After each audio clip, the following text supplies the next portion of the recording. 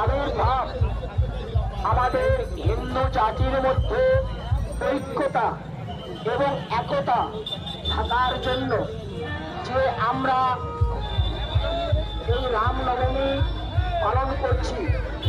এই রামনবমী উপলক্ষে উদযাপন, সেই উদযাপনে আমরা সবাই ব্রতী হয়েছি।